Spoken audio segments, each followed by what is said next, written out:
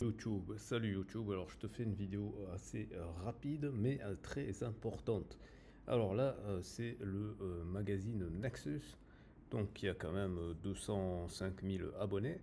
Et donc il y a 5 jours au moment où j'enregistre cette vidéo, c'est-à-dire le 21 octobre 2025, ils ont fait une émission spéciale par rapport à Maître Branco, Juan Branco, qui est un avocat d'envergure internationale, et ce depuis le début de sa carrière.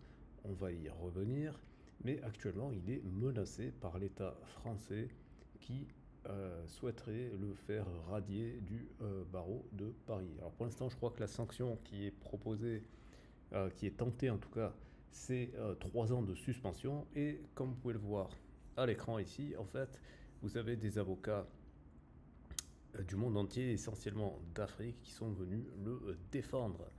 Donc vous vous rendez compte que si Juan Branco s'en sort, et ben ce sera grâce à des avocats africains. Donc c'est très important de comprendre que la francophonie, c'est plus que jamais important.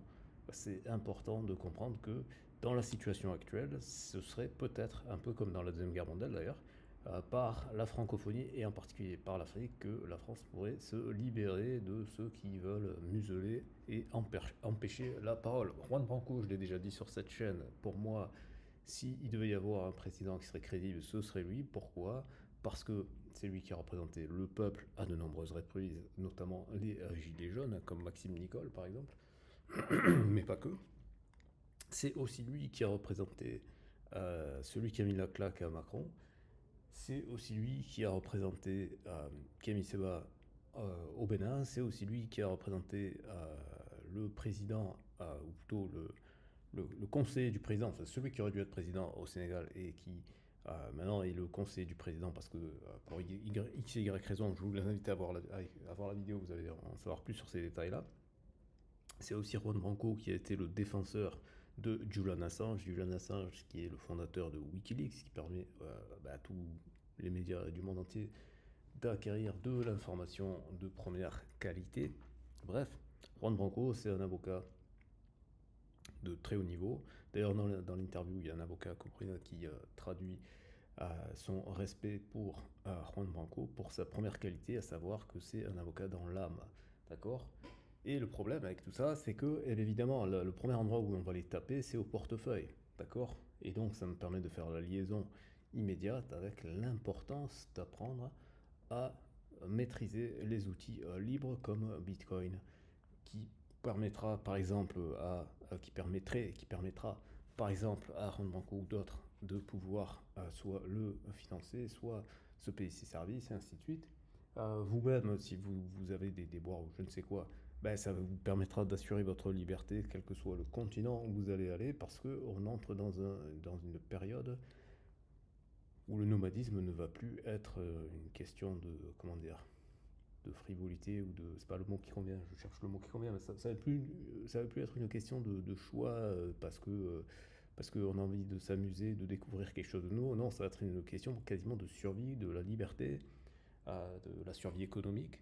Parce qu'il faut bien comprendre, et ça je ferai une autre vidéo là-dessus, que le fait d'aller dans d'autres pays que la France, c'est pas forcément par gaieté de cœur, c'est peut-être aussi pour les mêmes raisons que les gens viennent en France, d'accord? Pour des raisons économiques.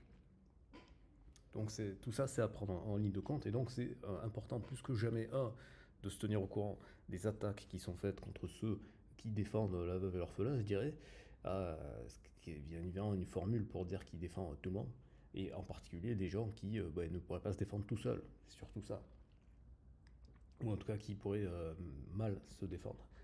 Seul, tout simplement parce que les gens ne sont pas des professionnels de la loi, hein, tout simplement. Hein. Je veux dire, c'est pareil pour moi, pour n'importe qui d'autre en fait. Hein. Quand on n'est pas un professionnel de la loi, on peut être tout intelligent qu'on veut, c'est très compliqué, puisqu'on est face à tout un système bureaucratique extrêmement complexe, extrêmement opaque. C'est surtout ça, en fait. C'est pas tant le fait qu'il soit complexe, mais c'est plus le fait qu'il soit opaque dans le secret des initiés, etc. etc. Donc bref, c'est extrêmement problématique. D'ailleurs, on pourrait se questionner de comment ça se fait qu'on en soit arrivé à des systèmes aussi opaques et où il y a des gens qui soient spécialisés dans l'étude spécifique du droit et du machin et compagnie, alors qu'on pourrait tout à fait imaginer des solutions qui soient beaucoup plus adaptées au monde moderne, qui soient beaucoup plus flexibles, comme le sont les applications avec lesquelles nous interagissons la plupart du temps pour faire beaucoup de nos activités. Voilà, mais ça c'est un autre sujet.